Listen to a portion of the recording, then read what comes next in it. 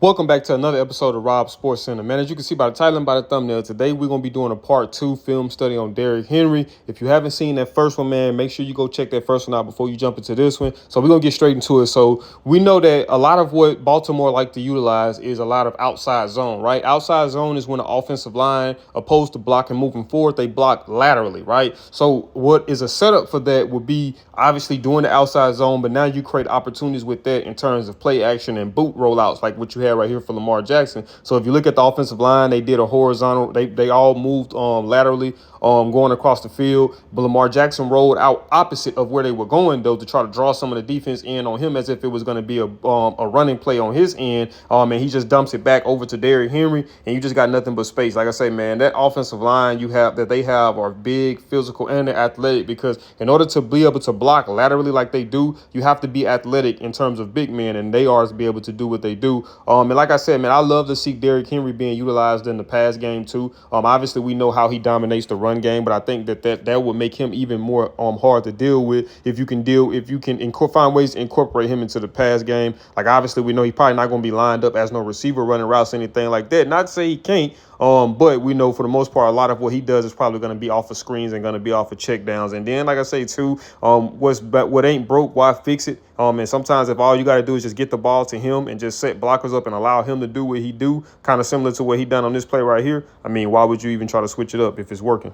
All right, so right here you got Lamar Jackson under center. You got Derrick Henry in the backfield, so you got a single backfield. And they just run the inside zone on this play right here. And like I say, man, that's what makes it so much difficult too to kind of deal with them, because they can hit you with different forms, different variations of the run. They can hit you with the outside zone, which is more predicated outside, and then they can hit you with the inside zone, which is predicated inside. But then they can also hit you with read option runs, where Lamar Jackson reads the end, and based off of what he's looking at, decides if he keeps it or give it off to Derrick Henry. So they just, like I say, man, I know I keep oversaying this, but they are really a hard team to match up with. So right here, you can tell that it's an inside zone, just looking at the offensive lineman, looking at the push they get up front, and looking at the double teams that they got. You're looking at all that big crowd, and he just does a good job. And just being as big as he is, he also does a good job at being able to get skinny and to fit in those holes. And it's like once he see a hole, it's like he immediately hits the gap. Like once he see that hole, he's gone. He see daylight, and he gets to running. Right here, Minka Fitzpatrick does a good job at just being able to hit an angle, have an angle at him, and being able to dive and make a shoestring tackle to save the touchdown. But like I said, man, Derrick Henry is he's a wrecking ball whenever he gets rolling downhill. So right here you got Baltimore. They lined up. So this was another formation that I seen them lined up in early on the goal line touchdown that I was going to put in there, but I just kind of decided not to. But look at the fullback position. So normally when you see them, it's kind of like, so it's almost similar to the I formation. Normally where you have an I formation, you have a quarterback under center, then you have the fullback, and then you have the running back that'll be dotting the I. But right here, opposed to having him directly under center, they kind of have him off to the side, kind of like right there where that tight end is at. And that, to me, I believe that was just to try to get that edge secure, the seal off the edge, like how they did right here. Fullback did a good job at being able to get right there to Derwin James and seal him off. And look at all that room that you had that Derrick Henry had to run with. Right there, we see once again what makes him Derrick Henry, man, the contact balance, being able to just run through tacklers, and then being able to drag defenders for additional yards on that play. Like I said, man, when you look at this offense, like offensive line, they play in sequence. I'm talking about like everybody feeds off of each other, from the fullback to the offensive lineman in terms of double team, to the fullback being able to go out and seal the edge just as well as the tight ends. And then you got the receivers on the outside as well, being able to keep those corners keeping them out of position to be able to come make a play on the tackler. So right here, we got another I formation run. Once again, man, the blocking fullback does a good job at just sealing the edge. This looked like this was an inside zone. This was just some physical football, physical running in between the tackles, in between the numbers. He does a good job here, just like I said, once again, with being able to get skinny. Consider how big he is. When you have any little crease, he's able to fit into it and be able to, maximize on a yards gain. And right here, man, this is also one of those things when I talk about what can you do on your own. So that's why I say that it's a 1-2 punch. Like, I'm not going to give all the credit to just Henry, and I'm not going to just give all the credit to the offensive line. I think that it's a 50-50 thing. So one of the things we look at, too, even if you have an offensive line that's as good as Baltimore, they can get pushes up front consistently. What can you do on your own as a running back? And right here, we see that with Derrick Henry. Look at how many guys get a hold to him. You got 1, 2, 3, 4. That's 4 guys that got a hold to him, right? Let's take a look at that again. That is 4 guys that got a hold to him. The average back goes down probably right there. Average back might even go down right there. but the average back isn't getting stopped at, what is that? Maybe at the getting stopped right here, boom, and then dragging them another 5 to 6 yards for a first down, man. Like, that is ridiculous. Like, when it comes to tackling Derrick Henry, you have to be able to, especially when he's wrapped, like when you got him stationary like that, you have to wrap those legs up, man, because that's the nucleus of of his strength. Obviously, if you don't wrap those legs up and you just going in trying to tackle him high, for one, that leaves you to possibly get slung around on a stiff one, but for two, that allows him to keep those legs churning, keep those legs moving, and drag defenders for extra yards, just like how he did right here on this strong first down run. So this is like the first time that we've seen them on a fourth down so far since I've been breaking down film. Like I said, man, I think that they go from first down to first down, from first down to first down, maybe occasionally find themselves on second downs, every now and then find themselves on third downs. But I feel like they skip a lot of third downs and possible fourth downs. So right here, you got a 4th and 1. So it's almost equivalent to, so this is the confidence that they have in their offensive line and Derrick Henry. So it's almost similar to the Philadelphia Eagles. When you get them in short yardage situations, more times than not, they're going to believe in the offensive line. They're going to believe in Jalen Hurts to be able to use the strength of his legs to push forward to get those yards, that 1 yard if needed, maybe 2 yards, maybe even 3 yards, depending on the situation. And they kind of just do that here, right here on the run, on running the ball. Look at the fullback now. The fullback that I'm like, based off what I've been seeing,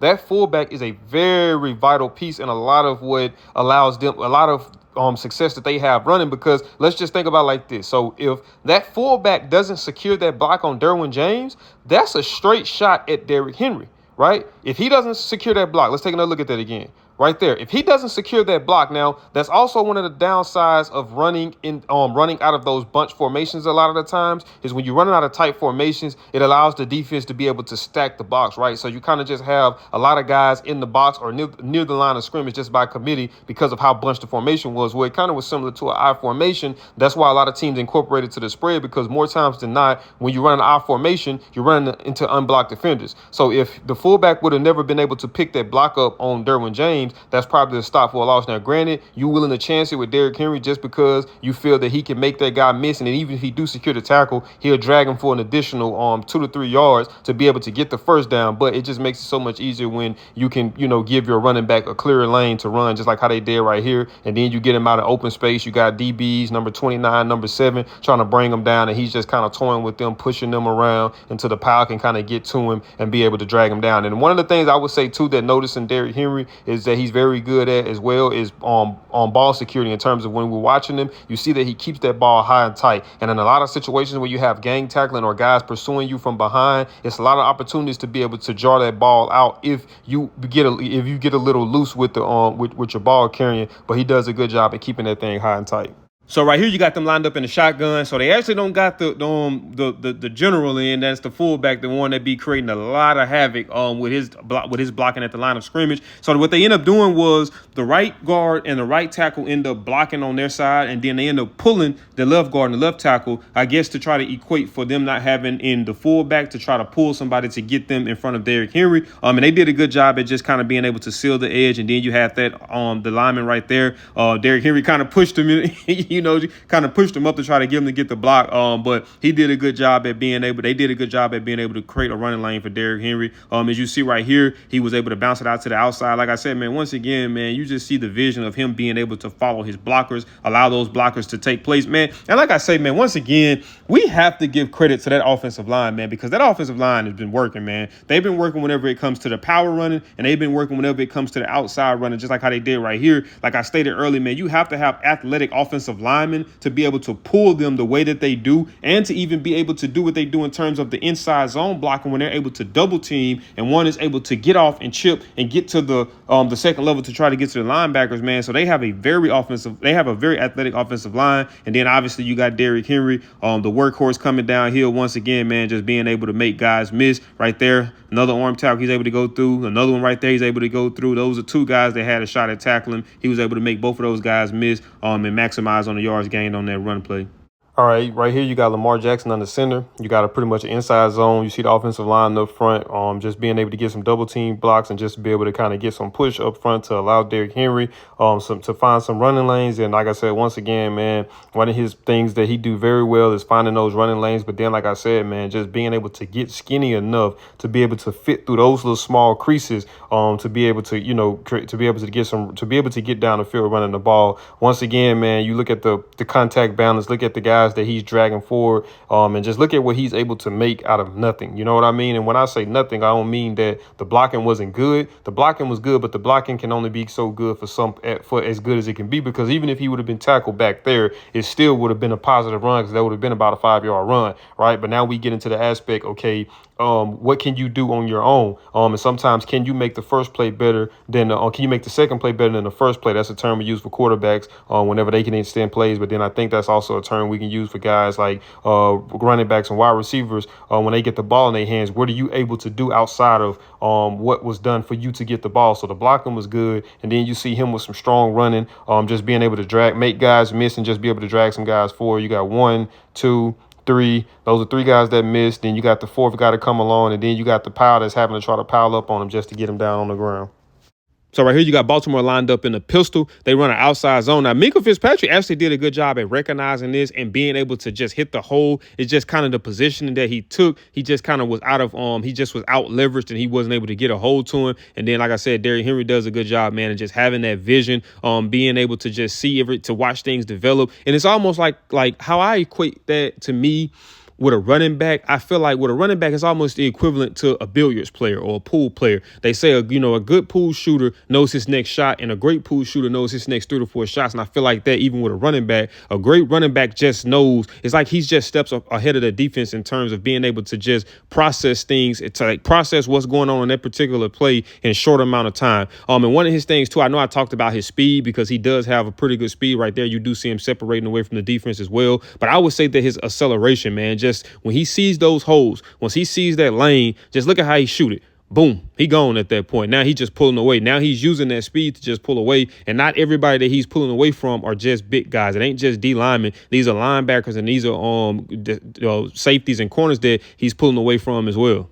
Man, just look at the holes up front, man. Just look at all that space that he has to work with right there, man. That is insane, man. That is a lot of space, man. So he does a good job at just being able to, once again, man, see those blocks in place and just be able to utilize his offensive guys, his offensive linemen, in terms of leverage to be able to make guys miss. Right here, you see how he had the guy right here. You had the guy that was coming downhill to safety, and then you had the other guy that, like another safety too, that was kind of possibly trying to come at an angle, but he just does a good job at kind of just being able to just jump cut and go back behind the offensive line to be able to take both of those guys out of the equation of being able to make a play on him.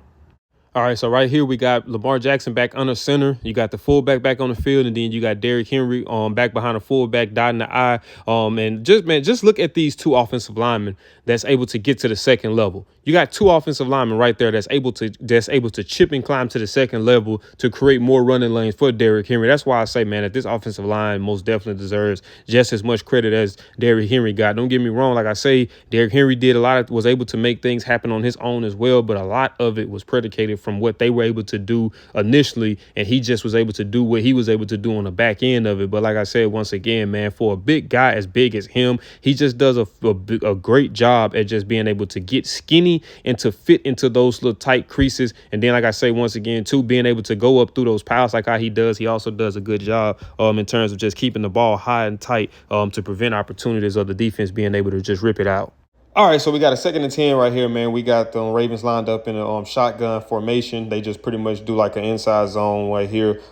They get a good push up front. Like I said, man, just look at those offensive line and just look at, like, I want y'all to, when y'all are watching these plays and I'm breaking them down, while we deciphering this together, I want y'all to just look at the amount of times that you see those offensive linemen just being able to get to the second level, man. Like, when you're getting this type of push up front, it's almost impossible and you pair that with a guy like Derrick Henry, it's almost impossible to not rattle off a whole bunch of explosive runs. So right here, he just, kind of runs the little maze, just does a good job at just, running around his blockers, using his guys for leverage. And, we're so used to talking about the power, but right here, the big fella shows off some athleticism, just being able to hurdle the defender for some extra yards. All right, so right here you have Baltimore lined up in a pistol formation again. You look at right here, so it was a lot of congestion going on up front. And based off of that, it kind of looks like it was more so maybe an inside zone where he just was able to kind of just have a jump cut. So you see right here, he was looking as if he was going to be going out wide, but he just does a good job at just being able to make a last minute jump cut. And I think he made that jump cut just kind of based off of seeing where that safety was coming, because the safety, like, he was coming downhill to maybe try to attack on the outside, but he just did a good job at kind of just being able to make that jump cut and just use all of the traffic that was there to prevent the safety from being able to make a play on him. And then once again, man, he just showcases that acceleration to just hit the hole, and then he just showcases that speed to just pull away from the defense. And once again, like I said, this is Denzel Ward, who's a corner that he's able to just outrun for a touchdown. All right, right here. So you got Derrick Henry lined up kind of as the quarterback. He takes the snap directly. You see they sent Lamar Jackson in motion and kind of try to just throw the defense off a little bit, just a little bit of an illusion. It looks like they ran an outside zone, just kind of going based off of how the offensive line looking. You looking at them, you're seeing that they're kind of going a little laterally. But then I take that back. That might have been the inside zone, because I'm looking at all of the double team blocks that they kind of had up front. And he just does a good job at just being able to kind of just read the play, read the block, and then make his decision based off of that. And like I said, man, once he gets that crease, he kind of just goes, man. He doesn't hesitate. He doesn't overthink it. Once he see daylight, he just gets downhill, and he's able to pick up the first down. Then you see at the back end of this play right here with Minkah Fitzpatrick. I love Minkah Fitzpatrick. Hell of a safety, but he just kind of, just treats him like a little kid, just throws him down on the ground. And like I said, man, when you're dealing with Derrick Henry, you have to wrap up those legs, man. You just have to, because, I mean, no matter how strong a guy is, if you can wrap those legs up, they can't move without their legs, right? You trying to tackle a guy like Derrick Henry up high, I mean, that's a hard task to ask for, trying to tackle him up high, especially when he has a full head of steam coming downhill like this right here. More times than not, that's going to result in plays like this, where you, as a safety, you're being stiff-armed and slammed directly into the ground. All right, so right here, man, we got one last home run play, man. You got them lined up in the shotgun. Derrick Henry right next to Lamar Jackson. And, man, honestly, look at the blocking once again, man. Let's just look at the blocking. Look at how you got guys. You got TJ Watt. You got number 9. What was that? Number 57 being blocked. And then you got the other offensive lineman with double team blocks. But all of this is going into the second level. Like I say, man, that is a big part of why Baltimore was successful, because of the domination that they had up front in the trenches. And then you pair good blocking with good vision, good ball vision, and good acceleration and good overall speed. This is exactly what you get. Just look at the acceleration, man, for him just to be able to, the speed and acceleration for him to just be able to go up the middle and just run completely past a lot of those Pittsburgh Steelers. Like, just look at this right here. You got Queen right there. You got number 24 right there. Those were two guys that had a shot at possibly getting them, and he just runs straight up the middle on them. Now, like I said, man, I think the Derrick Henry effect takes play in a lot of these games, especially later on down the line. When the game might start off, you might be like, okay, yeah, man, we got this. We can tackle him. We can deal with it. But as the game starts to go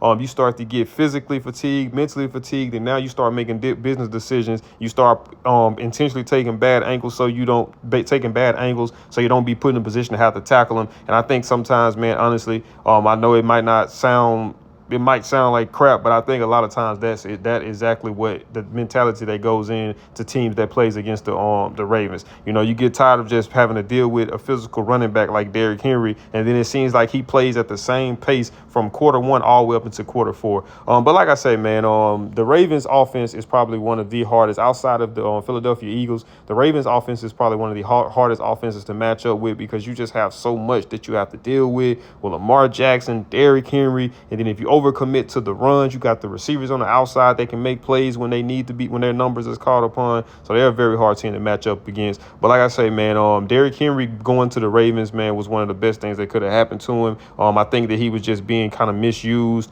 in Tennessee. That's what led to a lot of the injuries and probably just a lot of frustration with them just not being very good. But you take him over to the Ravens, man, and he just was able to thrive from whatever it was. I mean, whether it was shotgun handoffs, whether it was pistol handoffs, whether it was pitches, whether it was inside inside zone, whether it was outside zone, whether it was wildcat, whether it was him being able to catch screen passes, whether him coming out the backfield as check down routes. He just was able to make plays no matter what the situation were. And obviously those short yardage, those red area possessions, obviously more times than not ended up in touchdowns because of him. Because when you have a running back, or when you have a dominant run game the way that they do, especially in the red area, it's easy to just run it in than try to pass it because of the short field you're dealing with. But then also too, it just puts a lot of pressure on the defense now, because if you try to take those conservative efforts to try to take away the run, now you open up opportunities outside and down the field because of the coverage that you're going to have to be playing to try to commit guys to the run. But man, if you guys did enjoy this video and you enjoyed the part 2 as well, man, do me a big favor, man, smash that thumbs up button.